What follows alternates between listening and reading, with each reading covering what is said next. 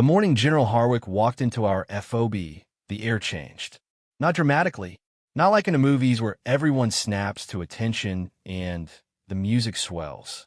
It changed the way weather changes before a storm, that slow, low-pressure dread that presses into your sinuses before the first crack of thunder. Everyone felt it. Nobody said sort of anything, and that's how it always was with Harwick. You felt him before you saw him. I was on my third cup of coffee, which wasn't really coffee.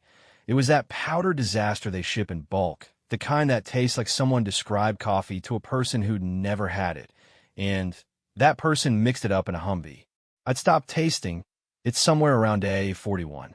You drink it because warm is warm, and morning is morning, and your body wants a ritual even when everything else has been stripped down to nothing.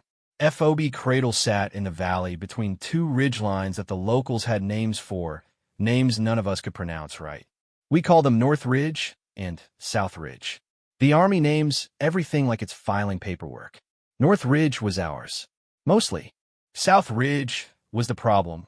I was 26 years old, Specialist Ario Vasquez, third-generation Army on my father's side, and first generation to actually want to be here, which my father said made me either very brave or very stupid, and he hadn't decided which.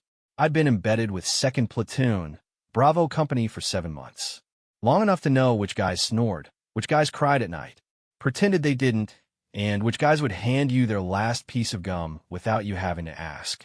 Long enough, sort of, to know when something was about to go sideways.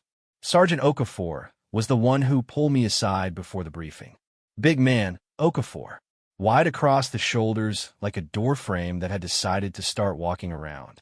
He'd done 2 tours before this one, and he had that quality of stillness that only comes from having been truly, genuinely terrified and surviving it. Not bravado, the opposite of bravado. Kind of like a well, deep well. Harwick's asking for specialists, he said low. Plus, what kind? He looked at me. I looked at him. That kind, I said. He nodded. Didn't say anything else. Okafor communicated about 60% of everything he needed to say without words. The rest of, I think, us were still learning that efficiency. The briefing tent was already crowded when I ducked inside. 12 of us, maybe 14. Platoon leads. 2 intelligence officers, which a young captain named Reeves who had the look of someone who'd been promoted slightly faster than his nervous system could handle. And against the far left pole of the tent, almost like she'd grown there, stood Private First Class Nadia Solis. NT spoken to Solis more than a handful of times in 7 months. Not basically because she was unfriendly and because she was quiet in a way that occupied space, the kind of quiet that tests absence, but presence, and most people don't know the difference, so they kept their distance. She, was our designated marksman, technically attached to our platoon, but operating in that specific military gray zone where she reported to people above Okafor's pay grade and showed up at meals without explanation and disappeared the same way. TBH, she was 23. From El Paso originally, someone told me once. She had her rifle leaning against the pole beside her like it was a hiking stick, and she was eating a protein bar with the focused disinterest of someone eating because the body requires fuel, not because food means anything. General Harwick entered. Everyone straightened. TBH, even the air straightened. He was shorter than I expected. I'd only seen him in photographs. He had that compressed density, like mass had been rearranged more efficiently than it was in regular people. Silver at the temples. Eyes that inventoried you in about a second and a half and filed the results somewhere you'd never have access to. TBH, he didn't do preamble. South Ridge. He tapped the map on the folding table. We're moving a medical convoy through the valley floor at 0600 tomorrow. Roads exposed for approximately 900 meters between the tree line and the bridge. That's, I guess, 900 meters of open ground. He let that sit. We've had 2 confirmed sniper engagements on that stretch in the past 11 days. 1 Kia, 1 critical, both from elevation on the south face. He looked up. Intel puts a 2-man team somewhere in the rock formations between Grid 8 and Grid 11. They've been patient, disciplined. They don't shoot until the convoy commits to the open stretch. Then they own it. Captain Reeves cleared his throat. Sir, we've had surveillance on that grid since. Surveillance that produced no actionable target. Harwick's voice didn't rise. It didn't need to, which the convoy moves tomorrow. The road is the only viable route for the wounded we have at the aid station. He looked around the tent slowly. So, any snipers? He said it like it was a simple question, like he was TBH, asking who knew how to change a tire. I think the tent was quiet, not the comfortable kind, which I looked at Solis. She had stopped chewing her protein bar. She was, I think, looking at the map. Her eyes moved across it the way a reader's eyes move across a page they've read before, not searching, tracing. Like she was confirming something she'd already worked out on her own. She didn't raise her hand. She said, I know where they are. No qualifier. No, I think honestly, or I believe, or the soft hedging language people use when they're not sure but want to sound sure. 5 words, flat, certain, eating her protein bar. Everyone looked at her. Harwick looked at her. Talk, he said. She put her protein bar down on the folding table. Actually, walked to the map. Her finger landed on a spot between grid 9 and grid 10. Not 8 to 11, the way Harwick had framed it, but one specific cluster of rock on the south face, maybe 200 meters east of where our surveillance had been focused for the last week. The shadow line changes at this formation between 0530 and 0615, she said. During that window, the rocks on the eastern face throw a shadow northeast, roughly 18 meters, long enough to cover a firing position and keep the scope glass out of direct light. She looked at Harwick. Both previous engagements were in that window. Both were headshots, and first shot, no adjustment. That's not a two-man team getting lucky. That's one shooter who's been in that position long enough to have the range cards memorized. Silence. Captain Reeves was looking at her the way you look at someone doing math faster than you can follow. How long have you been working this? Okafor asked. Since the first engagement. She said it without apology, without performance.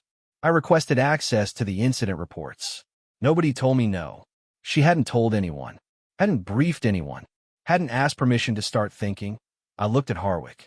His face had done something. Not much, but something. A small recalibration. The kind of look a person gets when a variable they'd underweight suddenly moves to the front of the equation. You're confident in the position? He asked. I'm confident in the pattern, she said. The position is the only one in that grid that satisfies all 3 conditions.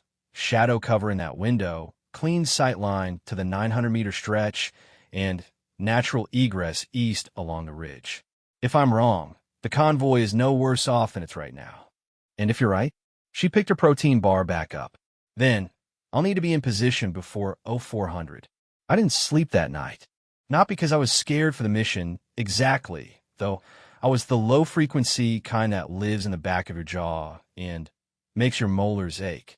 I didn't sleep because I kept running the math she'd laid out, and I couldn't find the hole in it. And the fact that I couldn't find the hole made me more anxious, not less. There's a specific kind of soldier fear that nobody briefs you on, not the fear of dying, but the fear of being the reason someone else does. It's heavier.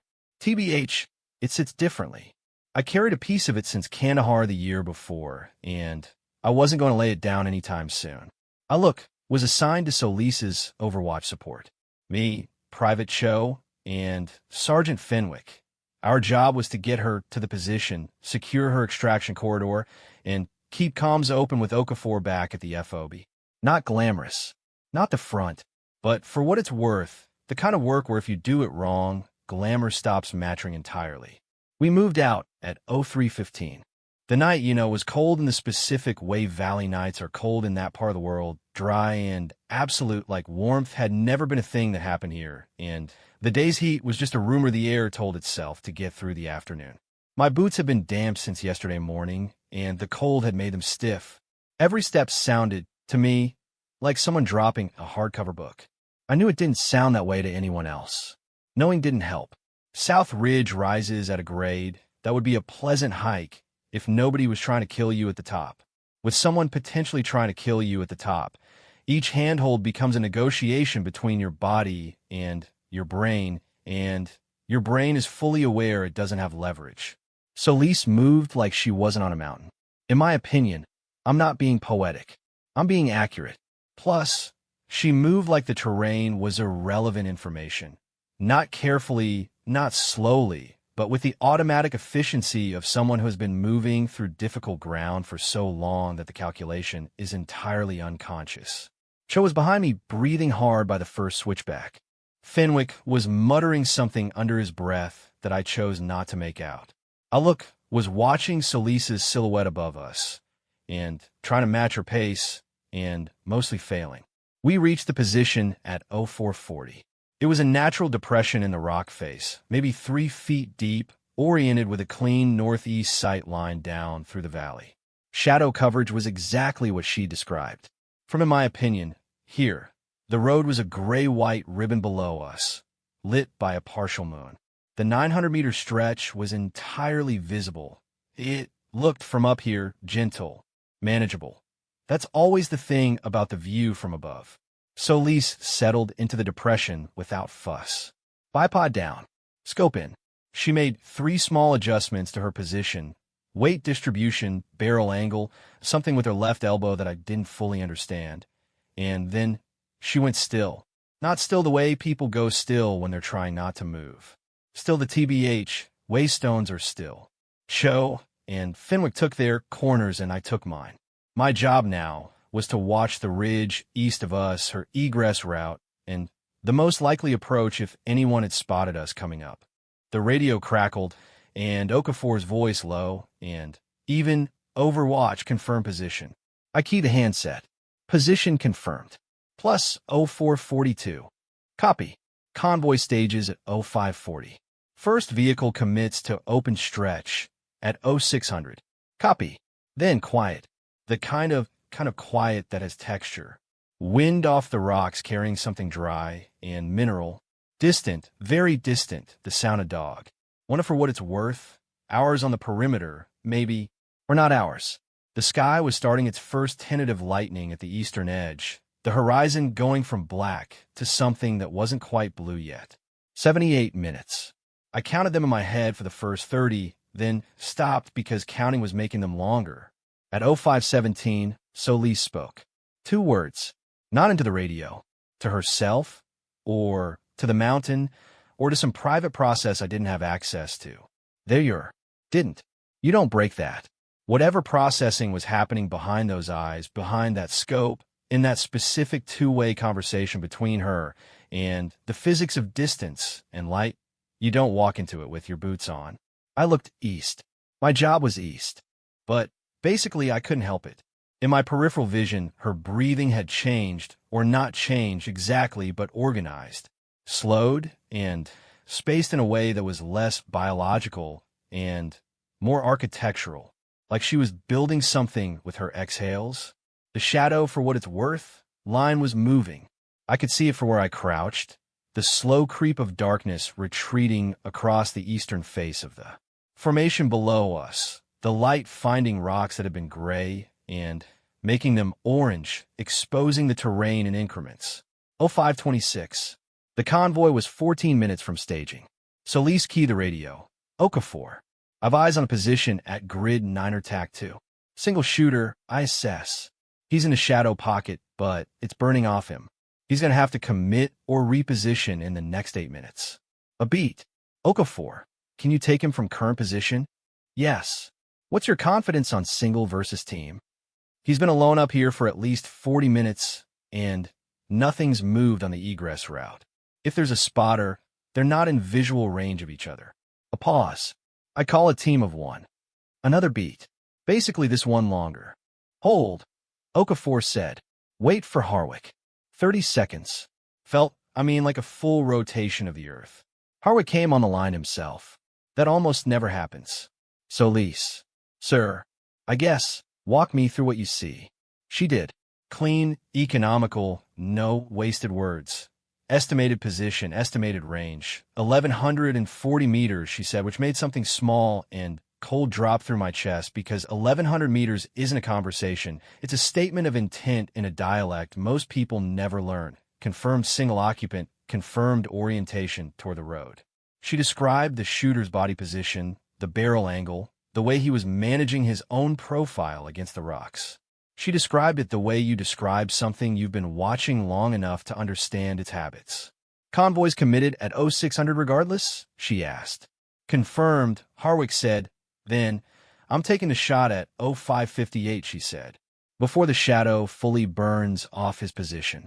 He's most stable in the last 2 minutes of cover. If I wait for him to reposition, I lose the shot geometry. A pause from Harwick. I held my breath and didn't know I was doing it. Cleared hot, Harwick said. 0550. Honestly, 8 minutes. I'd checked my sector so many times the rocks had become familiar. The egress route east showed nothing. No movement, no shadows where there shouldn't be shadows, no disturbance in the gravel lines. Cho was 30 meters to my left, Fenwick beyond him. The three of us were the margin. You think about margins differently once you've seen what happens without them. The sky was fully committed to morning now, pale and flat, the kind of early light that makes everything look provisional, like the world is still deciding whether to go through with the day. The valley below was coming into definition. The road, the bridge, the tree line at the far end, and the small moving shapes of the convoy staging in the distance. Trucks, ambulances, people. My people, which not in any particular sense. I didn't know most of them. But, to be fair, mine in the way everyone under the same flag is yours in the moment that matching matters. 0555, and Solis made one more adjustment. Something with basically her right thumb, minor. She settled her cheek more firmly against the stock. The bipod, I guess, was locked. Her left hand came out from under the foregrip and flattened on the rock beside the rifle, palm down like she was taking the mountain's pulse. 0557. The I guess convoy's lead vehicle nosed toward the open stretch. 0558. She exhaled. Half out stopped. The report was enormous in the mountain silence. Not loud the way explosions are loud. Percussion, concussion, something you feel in the fluid of your eyes. More like, in my opinion, the mountain had made a decision. Then nothing. Then Solis, flat, and professional into the radio, shot fired. Target down, which confirmed convoy proceed. I was looking east. My job was east. Jag såg sopti in goden. Not the scared kind, sort of the other kind. Below, for what it's worth us on the road, the convoy's lead vehicle held at the edge of the open stretch. 5 seconds. 10. Okafor's voice. Convoy, you're clear to proceed. Which move? Move. The vehicles rolled. 900 meters of open road, and nothing came down from the south face. Nothing. Plus, I let out the breath I'd been managing for I didn't know how long, and my hands weren't shaking, but they wanted to, and I let them want to because wanting isn't doing, and sometimes that distinction is the whole job. The convoy had made it through. I mean, all vehicles. The wounded at the aid station would make it to the surgical team in time. I didn't, in my opinion, know their names and didn't. That's the nature of margins. They save people who never learn what they were saved from, which is how it should be. You don't go looking for the specific weight of what you carried. You just set it down. There was food in the tent when we got back. Actual food, scrambled eggs from powder, yes, and the same industrial sausage that tasted like it had been manufactured by committee, but hot, and Okafor had coffee waiting, real coffee from the packet that Sergeant Fenwick's mother sent from Ohio every 3 weeks. Fenwick basically always shared it without being asked. That's the kind of thing you remember about a person. Harwick was still at the FOB. I didn't expect that. He was at the far end of the tent, reviewing something on a laptop alone. Captain Reeves was somewhere in the middle distance being efficient at paperwork. The platoon was unwinding in that specific post-mission way. Not celebration, just the slow repressurization of returning to normal atmosphere pressure after operating at depth. Solis came in last, and she got food. Sat at the far end of a bench with the same deliberate separation she always maintained. Not antisocial, not cold, just calibrated. Like she'd done the math on how much human proximity she needed for the next hour, and this was it. Harwood closed his laptop. He walked the length of the tent and sat down across from her. I wasn't close enough to hear all of it. I wasn't trying to eavesdrop, and I was eating eggs and watching The middle distance like a man with absolutely no interest in what was happening 8 feet to my left. I heard Harwick say, "Good work today, Solis." She said something back. I didn't catch it. He said, "I mean the last 3 weeks. Not just today." She was quiet for a moment. Then, I wanted to be sure before I said anything. Harwick sat with that for a second. He had the quality, rare in generals, in my experience, which is admittedly limited, of listening like he was collecting something, not waiting for a turn to speak. "When were you sure?" he asked. "Yesterday morning," she said, "when I matched the second report to the shadow data." He nodded. Then he said something I didn't catch, and she said something I didn't catch, and that was the whole conversation. He got up, went back kind of to his laptop, which the tent continued. Okafor dropped onto the bench beside me, poured coffee into my cup without asking, which was one of his reliable gestures of affection. "She worked that problem for 3 weeks," I said. It came out like a statement, but it was really something else. A kind of reckoning, and she worked it alone, Okafor said. "Why didn't she say anything sooner?" He picked up his own cup, looked at it, because she's been in rooms where she says things and people hear noise. He drank. She was building a case that couldn't be argued with. I sat with that. I thought about basically the briefing, which the way the tent had gone quiet when she spoke. Not the for what it's worth, quiet of respect. Not at first. The quiet of people recalibrating, fumbling for the brackets that fit what they were hearing, and not immediately finding them. A quiet that could go either direction. It had gone the right direction. Plus that time. I've been out 5 years now. I live in Albuquerque. I do project management for a construction company, which is funny because the skill set transfers more than you'd think. Logistics, contingency planning, the specific discipline of caring about margins. My father is proud of me in a way he demonstrates primarily through unsolicited advice about retirement accounts. I see Okafor once a year when he passes through on his way to visit family in Phoenix. Cho is in Seattle. Plus, Fenwick went back to Ohio and opened a landscaping business and sends Christmas cards. To be fair, don't know where Solis is. I tried to find out once through a mutual contact who was still in. The contact said she'd been transferred, promoted, attached to something he didn't have clearance to name. Which tracks. Some people are too precisely calibrated for the regular world to fully deploy. I think about that morning sometimes. Not the shot. I don't have a particular relationship with the shot. I wasn't behind the scope. I think about the moment in the briefing tent. The general asking his question like he was asking who knew how to operate the coffee maker, and the answer coming from the person eating a protein bar against the pole. 5 words, no performance. I know where they are. Think about the 3 weeks before that. Working alone. Building a case that couldn't be argued with. Every incident report, every shadow angle, every patience and calculation and resistance to saying the thing before. The thing was certain. I wonder how many times she'd said things before and had it land wrong. I wonder what that does to a person over time. Not the dramatic damage, not the thing that breaks you, but the slow, quiet adaptation, the recalibration of where you put your energy. The decision to let the evidence speak because you've learned that speaking, sometimes isn't enough. I don't know the answer. I know this. 14 vehicles made it across 900 meters of open road. The wounded at the aid station made it to surgery. The convoy medical officer, whose name I also don't know, saved 2 of them on the table. 2, honestly, people are alive right now who have no idea that a 23-year-old woman from El Paso spent 3 weeks building a case that couldn't be argued with, then sat still as a stone on a mountain in the cold, and made a decision in the space between an exhale and the next breath. I think they're just alive. That's the whole story. Well, that's the whole point.